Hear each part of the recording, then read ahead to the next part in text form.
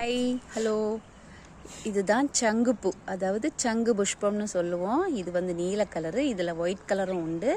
இது வந்து நமக்கு ரொம்ப அது ஒரு மெடிசினல் பிளான்ட் தான். இது நம்ம ஹெல்த்துக்கு ரொம்ப நல்லது. இந்த சங்குப்பூ எடுத்து ஒரு டீ போட்டு சாப்பிட்லாம், ரொம்ப சூப்பராக இருக்குங்க. இன்றைக்கி நான் இதை பறித்து தான் ஒரு டீ போட போகிறேன். எப்படி போடலான்னு பார்க்கலாம். பாருங்கள், சங்கு புஷ்பம் எவ்வளோ அழகாக இருக்குது பாருங்கள், ரொம்ப அழகாக இருக்குது. இதோட கலர் பார்த்தீங்களா? எங்கே போய் எந்த கடையில் எந்த ட்ரெஸ்ஸு இந்த கலரில் தேடினாலும் இதே கலர் வந்து நமக்கு கண்டிப்பாக கிடைக்காது. இயற்கையாக வளர்ந்துருக்கிற இந்த பூவு எவ்வளோ அழகான இந்த கலரில் பாருங்கள். இறைவனுடைய படைப்பு ரொம்ப அழகாக இருக்குது, செம்மையாக இருக்குதுங்க. இந்த பூவில் நம்ம இப்போ ஒரு டீ போட்டுக்கலாம்.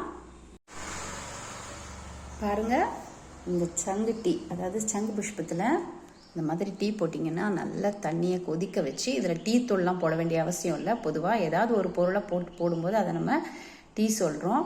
இந்த மாதிரி நல்லா தண்ணியை கொதிக்க வச்சு இந்த ஃப்ளவர் அதில் போட்டாச்சுன்னா அந்த ஃப்ளவரில் உள்ள எஃபெக்ட், அதாவது அதில் உள்ள சத்துக்கள் அவ்வளோமே அந்த தண்ணியில் இறங்கிடும். அதுக்கப்புறம் அந்த பூவை எடுத்து நீங்கள் தூர எடுத்துக்கலாம். எடுத்துட்டு அந்த தண்ணியை நீங்கள் குடிச்சிக்கலாம். இதில் நீங்கள் சுகர் சேர்த்தோ இல்லை தேன் கலந்தோ எப்படி வேணால் நீங்கள் சாப்பிட்டுக்கலாம். உங்களுக்கு எது விருப்பமோ அந்த மாதிரி நீங்கள் சாப்பிட்டுக்கலாம்.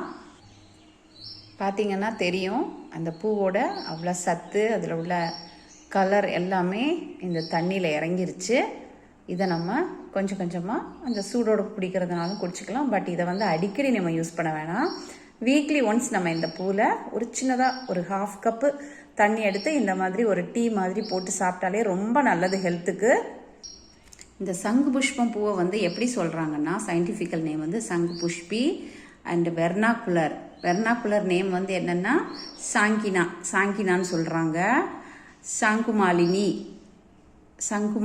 அப்படின்னு சொல்லுவாங்க. கம்பு மாலினின்னு சொல்கிறாங்க. சங்க புஷ்பி, சடப்புலி, சங்காப்புலி இப்படின்லாம் கூட இதோட நேம் நிறையா இருக்குது. இது வந்து ஒரு மெமரி பூஸ்டர், அதாவது நமக்கு ஞாபக சக்தியை அதிகப்படுத்தக்கூடிய தன்மை வந்து இந்த சங்கு புஷ்பத்துக்கு இருக்குது. இது ஒரு மெமரி பூஸ்டரு, பிரெயின் டானிக். இது ஒரு பிரெயின் டானிக் ஆக்டிவிட்டீஸ், அதாவது பிரெயினை வந்து ஆக்டிவிட்டீஸை ஜாஸ்தி ஆக்கும், ஆக்டிவிட்டி ஒர்க் பண்ண வைக்கும். அப்புறமா அது இன்டெலிஜென்ட் ஃபங்க்ஷனை வந்து இது வந்து இன்டெலிஜென்ட் ஃபங்க்ஷன் டு த பிரெயினுக்கு புத்திசாலித்தனத்தை வந்து அதிகப்படுத்தி கொடுக்கும். அதை வந்து அந்த அதிகப்படுத்தி கொடுக்குற வேலையை இந்த சங்கு புஷ்பம் பண்ணுது. இன்டெலிஜென்ட் ஃபங்க்ஷன் பண்ணுது.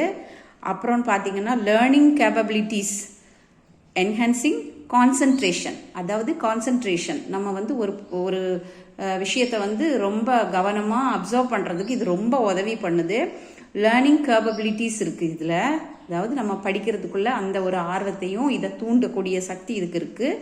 மென்டல் ஃபேட்டிக்கு, இன்சாம்னியா, ஸ்ட்ரெஸ்ஸு, இதனால நமக்கு மன அழுத்தம் இந்த மாதிரி இருக்கக்கூடிய டென்ஷன்லாம் வந்து குறையும். இந்த மன அழுத்தம் குறையுங்க. இதனால டிப்ரெஷன் வந்து ரொம்ப குறையும், நம்மளை வந்து நார்மலுக்கு கொண்டு வந்துடும். டிப்ரெஷனு, டென்ஷன், ஸ்ட்ரெஸ்ஸு இதெல்லாம் வந்து நமக்கு இந்த பூனால், இந்த பூவோட டீனால் நமக்கு நிறைய பெனிஃபிட் இருக்குது. பட் இதை அடிக்கடி நம்ம குடிக்க வேணாம். வீக்லி ஒன்ஸ் நம்ம எடுத்துக்கிட்டாலே போதும். இந்த மாதிரி இயற்கையாகவே காடுகளில் எவ்வளவோ மூலிகைகள் கிடக்குது, நம்ம அதை கண்டுக்கிறதே இல்லை. நமக்கு ஒரு நோய் வந்துருச்சுன்னு வைங்களேன், நம்ம வந்து நேரம் எங்கே போகிறோம், டாக்டரை போய் பார்க்குறோம். அது அலோபதி, ஹோமியோபதி, அப்புறமா ஆயுர்வேதிக் இந்த மாதிரி போகிறோமே தவிர நம்மளை சுற்றி நிறைய மூலிகைகள் இருக்குது.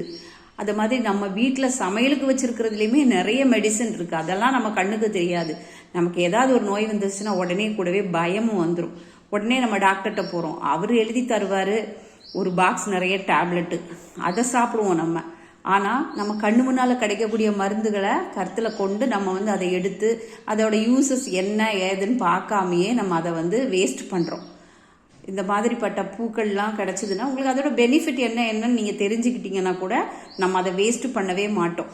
அதனால இந்த மாதிரி உங்கள் வீட்டை சுற்றி இருக்கக்கூடிய தோட்டங்களில் கிடைக்கக்கூடிய மூலிகைகளை எடுத்து இந்த மாதிரி பூக்களோ செடி கொடிகளோ இந்த மாதிரி நிறைய இருக்குது, அதோட பயன் என்னன்னு தெரிஞ்சு நம்ம அதை வந்து யூஸ் பண்ணிக்கிட்டோம்னா நமக்கு ரொம்ப ஹெல்த்துக்கு ரொம்ப நல்லது. இந்த வீடியோ பிடிச்சிருந்தா லைக் பண்ணுங்கள், ஷேர் பண்ணுங்கள், கமெண்ட் பண்ணுங்கள், மறக்காமல் சப்ஸ்கிரைப் பண்ணுங்கள். இந்த மாதிரி பூக்கள் கிடைக்கும் போது நீங்களும் இதை மாதிரி ஒரு டீ போட்டு சாப்பிட்டு உங்கள் ஹெல்த்தை வந்து ரொம்ப கவனிச்சுக்கோங்க. தேங்க்யூ, பாய்.